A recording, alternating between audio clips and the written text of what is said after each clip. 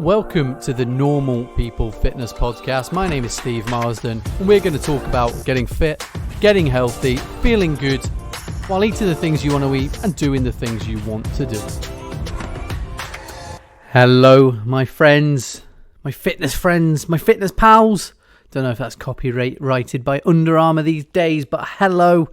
Happy New Year as well. It is the January the 2nd, 2021. We have reached 2021, which I'm sure in the 1960s probably seemed like we were going to be flying around in space cars and all this sort of thing. But no, technology is far more boring, yet far more intrusive than that. However, we must continue. 2020 was a bit of a shit show. I think no one had a good year except Jeff Bezos, the richest man in the world, owner of Amazon. He probably had a dream about 2020 and the pandemic, but alas, we move forward. It is a new year. It feels very, very different to most New Years to me. But welcome. My name is Steve. I own a gym in Livingston. I'm a personal trainer. Livingston is in Scotland, between Edinburgh and Glasgow. Edinburgh was very quiet this New Year compared to normal times. For New Year, actually, I just sat in my house and I watched 24 Series 1. I've seen it all before, but still, it's good to see somebody in a more perilous situation than you, isn't it? Anyway, enough of the bleak nonsense. Hello. It's a new year, which means new goals, a new opportunity on the next revolution around the sun to make our dreams come true. Or get a little bit healthier, depending on the way you look at it. Just before I start the podcast, before I give you some actionable stuff you can take into this new year, we at Steve Marsden Fitness, we have started online training. We've been working on this for a few months for you. Essentially, we will provide you workouts to do on our app, which you can log into, do them whenever you want. We have workouts with body weight only, minimal kit. So if you just have a dumbbell or a kettlebell lying around, you can use those. And we'll take you through them. You can copy those. But we also give you a lot of accountability and a lot of guidance outside of that stuff as well. So we have a daily accountability WhatsApp group you can join, a Facebook group. You'll get access to have calls with our coaches. And what we just want to do is sort of hold your hand through the journey, give you many sort of tips, advice and guidance, and try and keep you on track the best we can. So if you go to stevemarsdenfitness.com, you'll find information about that. Alas, let's go. I'm just going to start this podcast by summing up 2020 just from a general point of view. Trying to look for positives, which can be hard to do, but you know what? I'm really fucking good at that, so let's do it. Listen, we're all still alive, and I mean in every sense of the word. If you are listening to this, you survived 2020, and do you know what I mean? I'm going to be grateful for that. My gym, my business survived. Like, who'd have thought that I'd have a business that was closed for 8 months of a year and it would survive? But thank you to all the members that supported us through this time. Thanks to the government. You did give us some money. It was great. We'll see how it goes forward, but I am grateful we survived in all senses of the word. I'm glad to be alive, and I see it as an opportunity to move forward, to grow, and to I've reprioritized a few things, which I'm sure, as I know a lot of people have reflected, that you have as well. 2020 proved that we can adapt. It proved we can adapt as people. Do you know what I mean? Everybody started working from home. That'll probably be the end of office blocks and commercial real estate, I imagine. Maybe the end of cars, because most people only use their cars to commute. Who knows? It proved we can adapt as a species. This is what I've been thinking about, and one of the mad tangents I've been on when I've been on my own is as a species we sort of combined together, shut borders, shared information with each other so we could just ensure we survived against an existential threat. Even ISIS, feared ISIS, the terrorists or the terrorists stopped bloody fighting and quarantined themselves. I know if I was trying to sort of end the Western world or whatever their caliphate is up to these days, do you know what I mean? I'd have probably gone to America and things like that. Anyway, I don't want to give them any ideas. I'm pretty sure they don't listen to the podcast, but as a species, we proved we will adapt and work together to survive, and that's pretty cool. Like, you don't see dogs all forming little tribes and creating vaccines, do you? The last thing I think is that, I became very grateful for certain things in 2020. I'm sure you did as well. I just realised how much that I take for granted, like the joy of being able to go for a meal and having the choice to choose where you go, the joy to be able to step out of my house whenever I like and hug someone. Oh my God, a handshake or a hug, or the things that make us human. So I realised that I took a lot of stuff for granted, and I'm really grateful that I will get the opportunity to do those things again. I'm grateful for so much, and it's probably made me a little bit more of a positive person and a more hopeful person than being, I don't know, it's easy to be a cynic, isn't it? Very easy to be a cynic, and it's very easy to be negative. It takes a lot of energy, and it takes a lot of, mental toughness to look for positives when everything is shit. So I'm grateful for that. Took a lot of things for granted, but I'm going to try my best not to take things for granted anymore, and I hope you are as well. Right, enough of the past. Let's talk about the future. 2021. This is going to be your year, everyone. Right, who knows what it's going to bring? It's going to be a very, very different year than most. And when I talk about these goals, I need you to bear in mind that because it's going to be more unpredictable, there's going to be more stuff that gets in your way. And therefore, we need a plan that encompasses some bumps in the road, as Stuart Aitken put it on one of my, I think it was the second podcast. Go back and look at that if you want a little bit of advice. But let's talk about it. So the first place I like to go when I'm talking about, right, someone comes to me and they say, right, I want to lose weight, or I want to get in shape, or I want to put a bit of muscle on. We need to talk about goals. Now, when someone comes into my business, I usually give them something to fill out. And one of the questions is, what are your goals? And 9 times out of 10, somebody will put lose weight, get fit, feel healthy, feel better. And as admirable as those things are, if you wanted to lose weight, you could literally go for a pee and you'll have lost weight. But if someone was paying me money, that wouldn't be enough for them. So what we need to do is really drill down and think about the goals. Now, I think one of the things that a lot of people do when they think about their goals as well is that in January especially, there is this desperation after this period of unstructured eating and this period of no routine. There is this guilt and this desperation that they have to do it very, very quickly. So let's say Janet wanted to lose a stone. They would go hell for leather in January, thinking they had to lose the stone within that month. Now, what inevitably happens is if we go too hard on our goals, if we eat too little, if we work out too much, if it's too much change, our body then plays tricks on us, makes us crave things, and we end up going back to normal pretty quickly. So what we have to do is find this mid-ground between feeling like we're being productive, making sure we're working hard, but also making sure we can keep this up. So what I would like you to do, and I would advise you to pause the podcast, get a pen and paper or a digital device if you have those. Get a pen and paper and jot down a few things, because what I'm hoping this podcast will do is sort of clear up. It'll help you make a little plan that you'll be able to stick to. And usually the problem is never the plan, it's the systems involved within the plan. That's just motivational speak, but I'll explain what it means as we go along. So, what I want people to do, and you may have been bored of this when you were at school, because I didn't really identify with this when I was at school, but now I actually train people. Really important, SMART goals. SMART goals. SMART stands for specific, measurable, achievable, realistic, and time-orientated. Okay?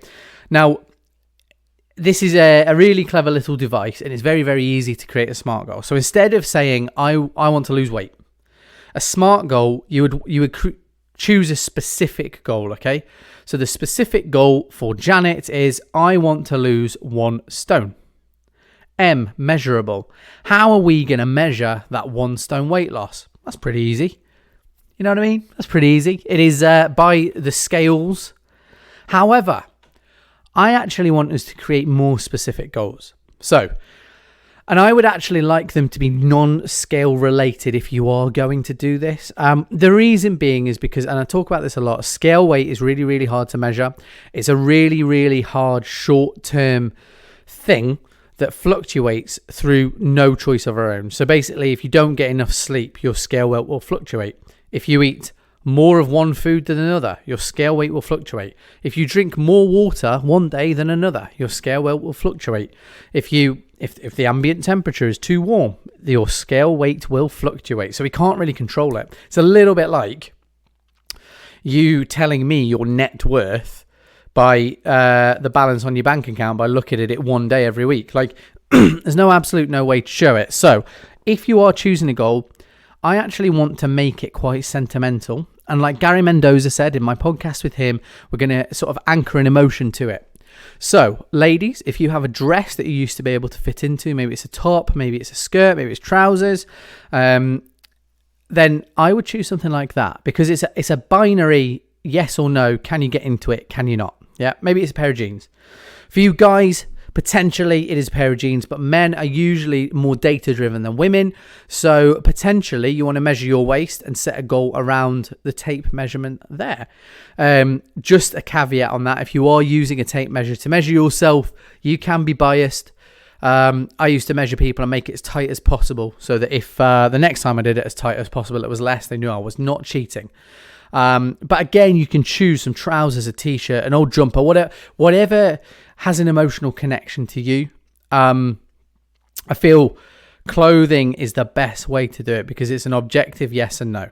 And listen, I've got someone who I love very dearly. I've trained them for a while. This year they've lost 2.5 stone while we've been in lockdown. They've done amazing, but they still feel like they haven't changed, even though every bit of data tells me they have. But if they can fit into new clothes or new jeans or their old jeans, do you know what I mean? That means I can tell them I told you so. So let's make it specific, and let's make it a challenge or a goal, a specific goal that maybe isn't weight-based. You can use weight if you want, but I would prefer you didn't. Measurable. How are we measuring this? Listen, if you've chosen clothes, it's an easy way to measure it. Tape measure, easy way. Scales, easy way. If you have my fancy 360 eVolt scanner, that's another way to measure it. But alas, choose how you will measure it. It has to be achievable. So I was reading a blog on goal setting the other day, and the difference between achievable and realistic. Achievable, this is what someone said. Achievable is getting a girlfriend in every single country on the planet. Realistic is getting a girlfriend in your hometown. So it is achievable. I mean, the most weight loss I've ever seen in a year, I had someone who was training with me. They were about 10 months. They lost 7 stone. Listen, that's achievable, but it's not realistic for 99.9% of the population. So we want something that's achievable and realistic. The way I would do this is, what can you definitely achieve within 1 month? Now let's use a target of £1. £1 loss in a month. Or, I mean, I like process-based goals, but just from the weight point of view, £1 loss in a month. In a year, do you know what I mean? That's a stone. So this time next year, you would achieve your specific goal. So what I would do is either choose a goal in a year, let's say 2 stone, 3 stone, 3 dress sizes down, 2 dress sizes down, 1 dress size down, whatever. In 1 year's time, when we're in New Year, we're celebrating New Year, and you're looking back, what would you, with your, I don't know, mulled wine in hand, look back and really, really enjoy? So let's say it's 2 stone. Let's say it's 2 dress sizes. I would say that was achievable and realistic. 3 dress sizes, potentially 4, maybe. It depends where you're starting from. But choose something achievable and realistic. And then we want it time orientated. We want to set a target time for this. Now, no goal ever happens probably on the day you choose for it to happen, especially in 2020, probably in 2021, just because of, the pandemic is raging on. We're going to be in and out of lockdown for a little bit. Got Brexit happening, do you know what I mean? Summer holidays might not happen for different reasons than we anticipate at the moment, but choose a date. Ideally, for the listeners of this podcast, I think your date should be sort of over 5 to 6 months' time. Natasha, my coach, who does the Questions from the Gym Floor podcast with me, she is going on holiday in June, so we've set her goals for June. I've got a holiday in May, touch some wood. So I have a soft target for May, but my real goal is sort of September, October time. Just because I think 9 months is, do you know what I mean? It's a good time. I don't have to be 100% on it, but I can train, I can eat. So choose a time, but I would prefer it to be 5 to 6 months out from this point in time, because then we can get some really nice habits. You can spend the first couple of months working out what works for you, what doesn't, what you can stick to, what you can't. What I'm trying to get people out of the cycle with this is the first 2 weeks in January. What most people do, they cut their food down to probably soup, salad. They give up all joy and lovely things in the world, and they go to the gym 6 times a week, where previously they were probably eating, no kidding, around 2,500 to 3,000 calories a day and sitting on their arse. So they've gone to the extreme opposite end. What then happens is their body just gets tired. They either get sick, or they have a little binge, or they can't be arsed, or fuck it begins. So fuck it, I'll start again on Monday. And then the cycle unravels. So ideally we want to go, 75% effort for a year rather than 100% for 2 weeks. You can steal that phrase if you want. So by this time next year, it's not going to be a normal year, bear it in mind. Set goals for 6 months' time. Specific, measurable, achievable, realistic, and time-orientated. Okay. Now, once you have that goal, and let's say it is for, December 31st next year, you want to lose 2 stone, or you want to lose 2 dress sizes, what we need to do is actually create a plan from your goal.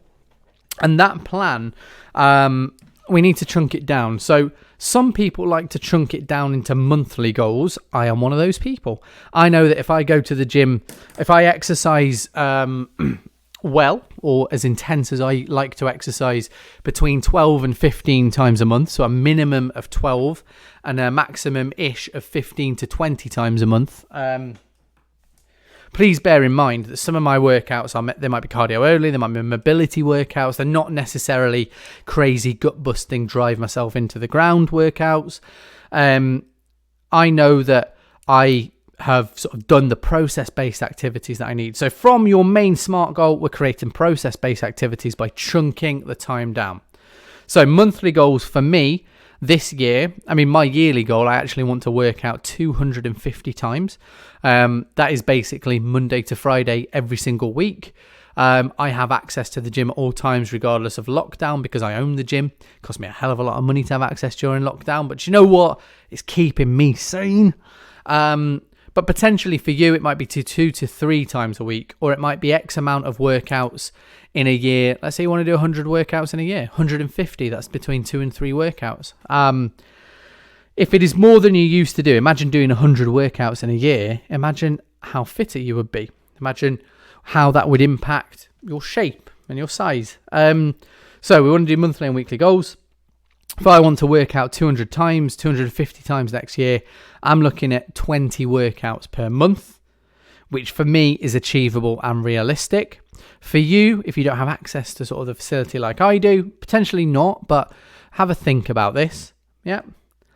And then weekly goals. I know that per week, if I want to hit my target of, 20-ish workouts in a month, got to work out 5 times per week. So that's fine.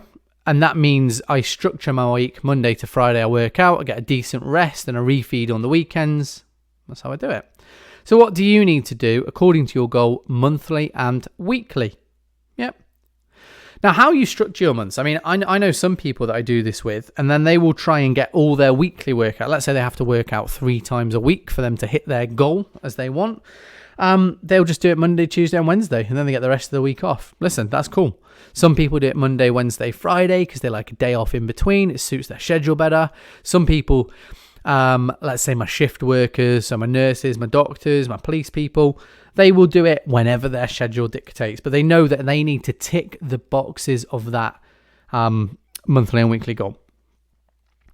So in terms of exercise, that's it. But food we eat every day. So how do we navigate diet through this? Now, I have a podcast on diet. It will give you a lot of information about how diet works, how your body works with diet, what food is, stuff like that. There's a lot of information going around about diet, but most of the principles are the same. When we eat food, we break it down, we create energy. That energy that we eat is measured in calories. So when we eat food, we're taking calories in. If we do not burn the calories from the energy, the food that we've got, we store it as body fat. And then at some point, we have to burn more energy than we eat, than we consume, and then we get rid of the body fat. The caveat to this is if you eat too little, you'll also lose muscle mass, and you'll end up heroin chic, I think was the term used in the 90s to describe the look. But it's up to you how you want to do this. However, I'm going to give you some actionable things you can do now. So if you've got your pen and paper, get ready. You may need to listen to this a couple of times. So I call this, when someone comes into Steve Marston Fitness and we train them, they usually, I like to wait to do diet, but some people want to get on diet straight away. So I take, it's quite a crude calculation, but it will give us a good idea of what to do. So the calculation is, you take your body weight in pounds. So I am 100 kilos. So in pounds, that's 225. But let's pretend I weigh 200 pounds actually, because it's easier maths for me to do while I'm talking into a microphone. So I'm 200 pounds. You take your body weight there, and then if you want to go slow-ish, so the reason why you want to go slow-ish is because maybe you've got a stressful job, maybe you've got a lot of kids, maybe you just want to get the hang of it first, maybe you want to dip your toe in the water, you times your body weight by 15. So 15 times 200, that gives me my daily amount of calories on average I should be eating. So that'd be 3,000 calories, okay? Now, you may be saying, Stephen, 3,000 calories, that is absolutely crazy. How are you doing that? To be honest, I probably a little bit more than that, given how often I train, etc. But this is a very, very slow target where, do you know what I mean? You will have energy. You won't have to sacrifice that much. It will give you a good little kickstart into measuring food without you having to sacrifice that much. If you weigh, I don't know, 150 pounds, you are looking at around 2,250 calories. You're going to tell me that's probably more than you eat. But this daily target, I don't want you to eat this every day. It's the maximum you are allowed as a 7-day average. So let's take that 2,250 calories and we'll times it by 7 days. That gives us a total weekly calorie of 15,750 calories in a week. Now, you have two choices here. The way I would plan my week is, let's say you like a takeaway and a drink on a Friday and Saturday night. I would budget higher calorie amounts for that. So if you're 15,750 calories, let's take away 6,500 calories for those 2 days. Now you may be thinking, Steve, I never eat that much. A bottle of wine's 700 calories. A pizza's like, 1,500. If you get it from Domino's, it's about 2,000 calories. Don't forget sort of like picking at things, or maybe you get side orders. 6,000 calories is not a lot for a 2-day normal weekend for most people. I am happy for you to prove me wrong, though. You can sort of track this on MyFitnessPal, and if you're way off, you can adjust as it seems. But you're left after that with 9,250 calories to split over 5 days. That would leave you with 1,800 calories per day. Now, I want to reiterate, this is just a starting crude calculation for somebody who doesn't want to be overwhelmed or doesn't want to feel starving. And normally what would happen is we would measure what the changes in their body after 1 month of doing this. And then we would adjust from there, and usually we put it down from there. Okay. However, sometimes people don't eat that. Psychologically, they've got enough calories that they don't feel they want anything else, and they end up eating less just because they're allowed to eat more. It's a psychological trick. It's like, yeah, here, do you know what I mean? Have as much food as you like, and usually people just don't. So that is the slow version. The a quicker version, a medium version, and this is one I would probably recommend to most people, is 13.5 times body weight. So I weigh 200 kilos. That would be 2,700 calories. So, yeah, for me, that's actually what I diet on at the moment. It means that people see changes within a month with me. I see changes within a month, but I've got the energy to train really hard, do the things I enjoy. If you weigh 150 pounds, we times it by 13.5, you get 2,000 calories a day. Your weekly average, 1,400 calories. Take away that 6,000 for your terrible weekend. You're left with 8,000-ish. Divide it by 5, 1,600 calories per day. So you see where I'm coming from for this. Now, if you want to do it fast, if you want to have a really, really good kickstart, I would do 12 times body weight, okay? So 12 times 200 is 2,400 calories. I would do that most days, but when I wanted a treat, I would really have to think about my food around the treat. So let's say I wanted a pizza, and the pizza's 1,600 calories. That leaves me 800 calories for the rest of the day. 800 calories, let's say I have a side order as well, or a pint of beer, or a couple of pints, or a bottle of wine. Pretty much I'm eating nothing for the rest of the day. So it takes a little bit of planning. But again, I like to use it as a weekly average. And then if I need more calories, I can sort of budget. So I might do Monday, Tuesday, Wednesday, Thursday, pretty strict. And then Friday, more calories. For a 150 pound person, you are looking at 1,800 calories per day. You might think, Steve, I never eat that. This is where the tracking comes in. Now, I advise everybody to track either on MyFitnessPal or a pen and paper for 2 weeks at least. You will see that some foods you are eating are far higher in calories than you realize. Yeah. And the purpose of tracking is not to sort of like be this disciplined monk-like warrior. Really, it's just to find out, what are you eating? What are your portion sizes? And where are you going wrong currently? Most people are going wrong in something they don't even realize they're doing. For example, cereal. Portions of cereal, most people completely overestimate them. Portions of chips. The amount of times I have read a food diary with chips or French fries for our American listeners, and someone will put 100 grams of French fries in, that's about 7 chips. There's absolutely no way people are eating 7 chips. So weighing things out, tracking on MyFitnessPal for a little bit, really, really good. Now that's the calorie bit sorted. And I like people to think of calories is the way that we, let's say, lose weight, or it's how much weight we lose, or how much body tissue we lose. The next part of this, macronutrients, you may have heard the term macros if you follow any fitness people on social media. Macronutrients are responsible for what type of weight we lose. And when someone tells me, I need to lose weight, what they're actually saying generally is, I want to feel more attractive, or I want to look more attractive naked. That's what I hear. I don't know if that's because I've got a sick, twisted, perverted mind, but that's what I hear. And that means not just losing weight, because sometimes when people lose weight, they just become smaller versions of what they are. We need to think about the proportion of our body that is fat compared to everything else. So we want to lose body fat. And the way generally we lose body fat, and not just everything, or not just muscle mass, is we think about protein. Now, to simplify protein, all it does is it builds and repairs us and maintains our muscle. So it's really important. Next question, what's got protein in it? Glad you asked, Janet. Protein is things like meat, fish, poultry. I'm a vegetarian, so I eat corn. I do supplement with whey protein, eggs. Some dairy has it in, but generally, you will already eat protein. In the first place that I start is by just telling you to eat more of whatever you're eating. I would aim for, no matter whether you're going fast, slow, or in the middle, 0.7 grams per pound of body weight of protein. So for me, 140 grams of protein is where I would start. Now, that is hard to hit when you first start. It really is, because you're sort of getting used to tracking your calories, getting used to what's protein in it. You'll probably realize you eat too much carbohydrate as a percentage, and the Western world does. That's just how it is. So you actually have to really figure out the habits that get you into this protein.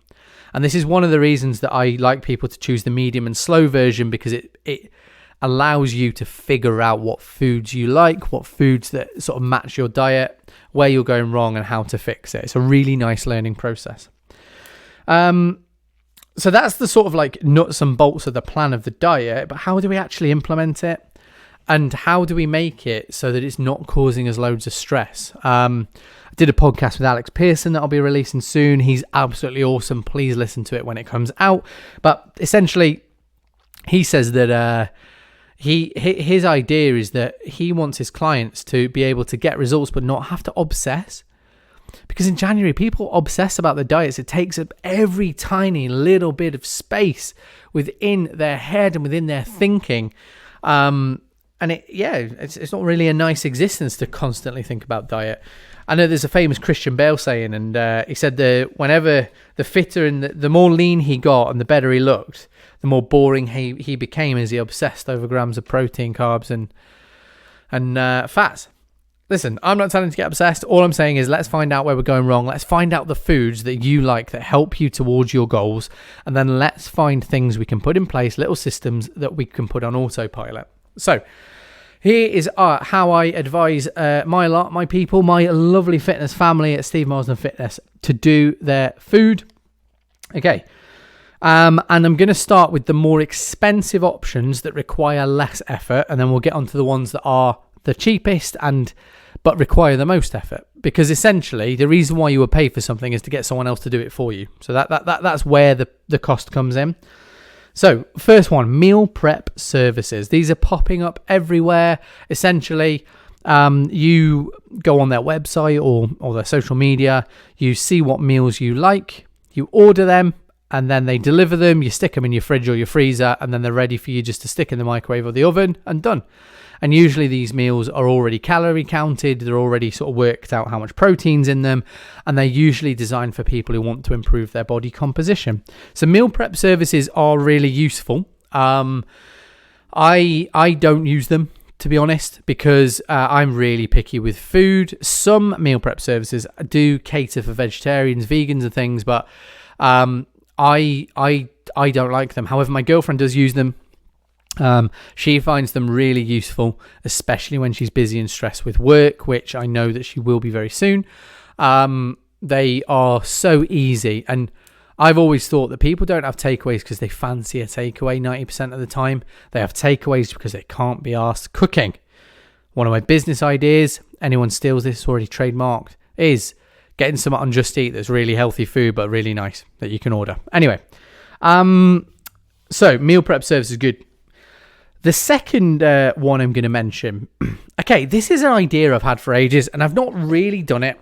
I've told people about it. They think it's a good idea, but I don't know anyone that's done it yet. But getting a private chef.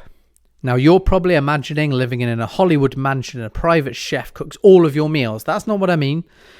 I imagine there's a way that you could sort of go to the supermarket and buy your fruit, vegetables and all the things that you eat. And then a private chef, you could pay them for 2 hours and they could do your meal prep for you. I think it would cost, let's say you were paying the private chef even 25 quid an hour, it's £50 and then plus the cost of whatever you're eating. And then you have all your meal prep done for you. That would be probably cheaper than the meal prep service. It's done in your house and then you can have any customizations or so you have someone there cooking your food for you that probably can just adapt meals so that maybe if you don't like mushrooms, like I don't, they could put something else in for you that's equally as healthy but not as disgusting. Yes. Third thing, this is something I do. We've sort of bought it for the first time recently, but I know that a few of the Steve Marsden Fitness members do this and they swear by it. Okay. And I don't even really know what the name is, but I use a service called Gusto. Meal prep boxes, meal boxes. I don't know. Well, anyway, I should probably go on their website and check. But I use Gusto. HelloFresh is another one of these. These are amazing. So you go on the website. There are meal selections. You choose the meals, and they send them in a box to you with the portions already counted out. However, there are loads and loads of meal choices. They taste really good. They make you look like a professional chef. What some of my people do is they get one of the larger sort of family size portions and then they cook up multiple portions and use that as meal prep. Different ways to do it. My first box with Gusto, who I used, I think it was £28, and it'll do us for a week of shopping. So it's actually going to be cheaper than our shopping budget when you attribute for all the little trips I take. Oh, I need milk. Yeah, let's grab whatever's in the middle aisle of Aldi, like a trumpet or some skis or something. Last option is batch cooking. So basically, you buy your ingredients, you choose what you're going to have. We've got Steve Marsden Fitness recipe books. You can look through the recipe books, choose what you are going to have, make multiple portions up. So most people do this for a week. I know some people who will cook, 5 portions of 5 different recipes, and then they've got 25 meals that they put in their freezer. I even have one member who recently bought a bigger freezer to do that. Yep. Yeah, you know what you like, you can cook it. Usually it just takes an afternoon to do. So depending on your time priorities, you can do that. But essentially what all these things have in common is healthy food ready for you to eat so you don't have to cook yourself. I always talk about past Stephen, present Stephen and future Stephen. And past Stephen does nice things for present Stephen. So past Stephen will cook all the food, or he'll order a Gusto. And present Stephen will eat it. And then future Stephen thanks both of those people because then he hits his goals. However, if I leave the decision making to present Stephen's a fucking idiot. He will have a Domino's. He eats like a fucking child. Do you know what I mean? He doesn't do things. And I'm sure maybe you're not as sort of horrible to yourself as I am about that. But do you know what I mean? Having something ready there, having your past version of yourself doing something for your present version of yourself, your future self will thank you for it. And this is what we're doing. We're trying to help our future selves with this process. Right, the exercise bit. I know we covered it in here's how many times you want to work out, but here's some actionable specifics you can take. So first, easiest bit, and do you know, one of the good things about the lockdowns was that everybody started doing this, is increasing your non-exercise activity thermogenesis, NEAT, as it's known in my industry. But basically, it's all of the movement you do without actually exercising. So no formal exercise with this. Example, walking, going for a walk, that daily walk that the government generously allowed us to do with their benevolent authoritarianism. Oh, great way to increase your non-exercise activity thermogenesis, your NEAT.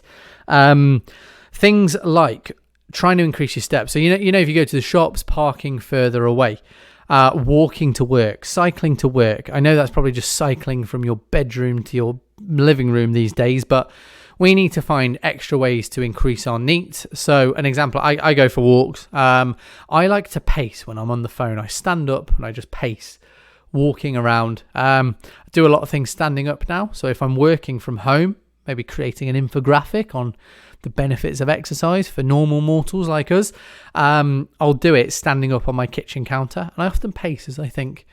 So increasing your NEAT, things that help with that. If you have a pedometer, most people do on their smartphones these days. Fitbits, they have stuff on Apple Watches. They'll count your steps. They will count your non-exercise activity thermogenesis. Set a benchmark. If you already do 5,000 steps, aim for 7.5. Aim for 10,000. Okay. We actually had a question in from Josie. Josie, shout out.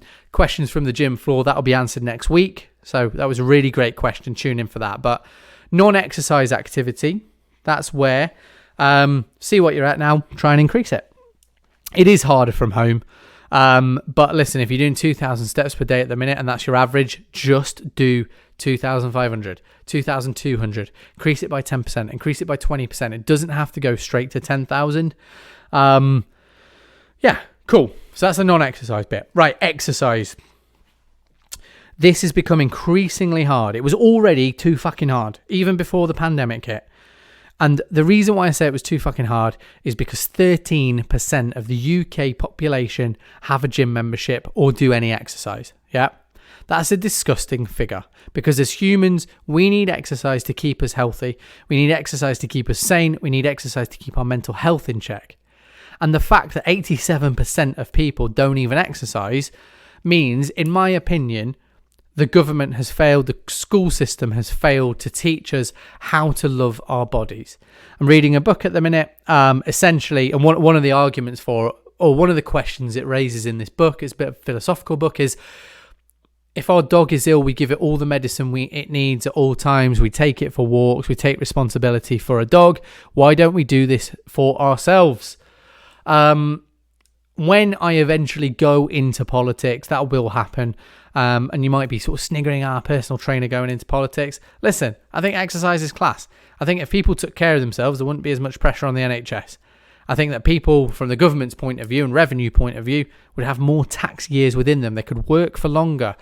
Businesses, if they helped people exercise, they would be able to, I don't know, businesses lose so much money to sick days and things and bad backs and bad knees that exercise has proven to help.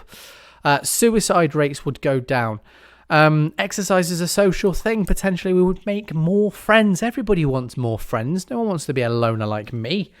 Anyway, I've digressed massively. But anyway, listen, exercise was already hard to begin with, and now it's become harder because places people like to exercise have shut. Places people don't like to exercise, like gyms for some people, have been forced to shut. Not just that, they get we were open for 7 weeks. So we were closed for 6 months, open for 7 weeks, closed for a month, open for 1 week, closed for a month. There is no way to build momentum, and momentum in the context of health and fitness is very, very important. So building momentum, this is where unfortunately the exercise bit's a little bit harder this year, and you actually have to get your head around that, but be kind to yourself with it as well.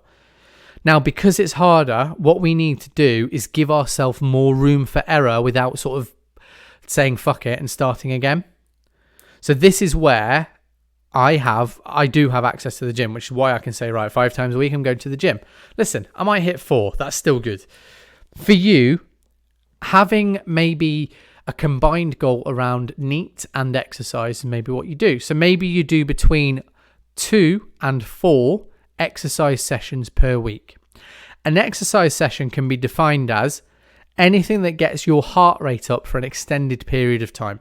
So walking wouldn't be exercise to me, because we can do that for a long time.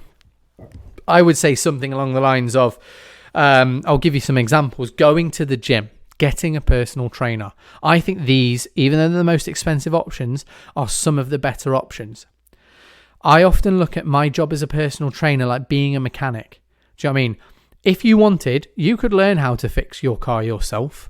It would take you ages. It would probably cost you a lot of money. You would make mistakes. You would probably, let's face it, hurt yourself. So you pay a mechanic because they already know the best way to sort of fix your car and get it on the road in the safest manner. I, as a personal trainer, can create a plan for you and guide you through that plan to make sure that, one, it's crazy effective and it will be faster than you could ever do it yourself. 2, it is safe. And let's say you get a niggle. We're humans, we get niggles. I get niggles all the time. Sometimes I sleep funny and my shoulder neck area hurts. So we can change the plan whenever we need to. We can adapt it.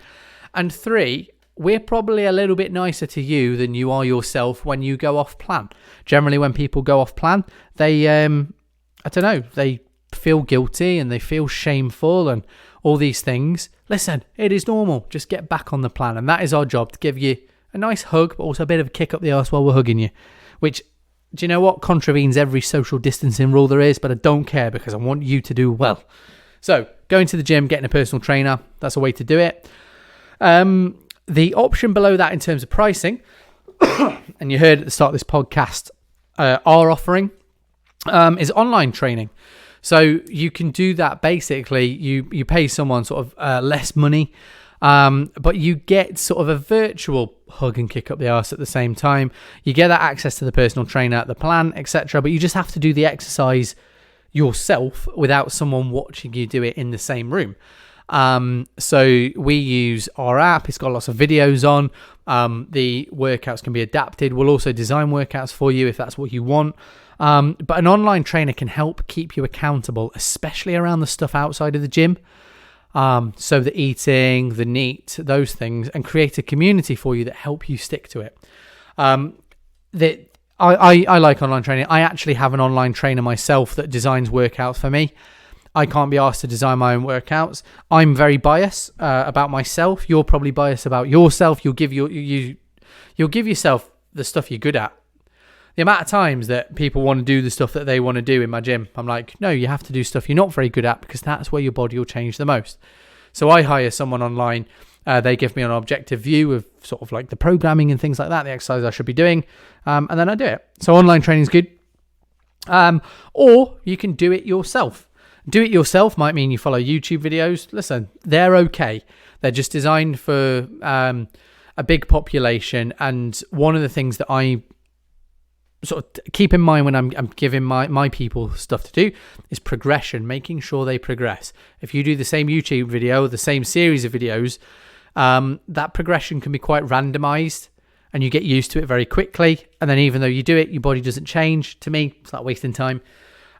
You can find workout programs to do on the internet. You can watch YouTube videos. You can, do you know what I mean? You can download random apps off the internet. That is sort of the cheapest way to do it, the free way to do it. Nothing against it. It just takes longer, in my opinion. But I'm well biased. You know what I mean? I'm really biased. So, setting a goal 2 to 3 times a week, plus maybe a daily walk. Making sure that you make your diet easy for you.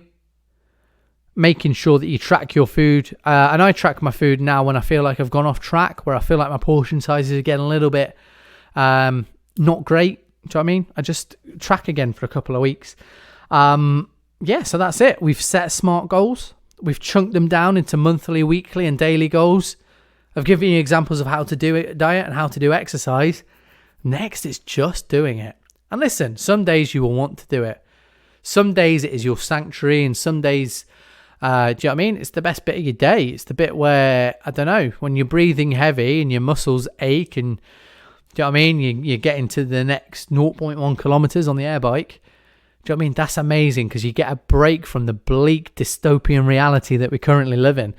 Some days it's shit and it's hard and you don't want to do it.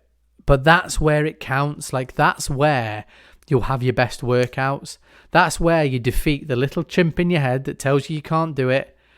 And you get the most satisfaction out of those bits. And that's where real discipline and motivation is, the joyful experience, the beating that lazy part of you, the part of you that you want to sort of get away from, changing that, challenging that, saying, no, do you know what? I don't feel like it, but I'm going to do something, because something's always better than nothing. Right. That's my 2021 podcast done. If you need anything, give me a shout, steve@stevemarsdenfitness.com. If you want to join us online, go to www.stevemarsdenfitness.com. Look at our online program. We would love to have you. If you have any questions about it, listen, just give me a shout, steve@stevemarsdenfitness.com. Love to you all. Hope you have an amazing year. If you need anything, and I mean anything at all, just give me a shout. But we can do this. Stay safe. Stay well. Let's have a good fucking year and let's go for it. Love to you all. See you later. Thank you so much for listening to the Normal People Fitness podcast. If you need any help, then give me a shout at www.stevemarsdenfitness.com. Have an amazing day and hopefully I'll see you soon.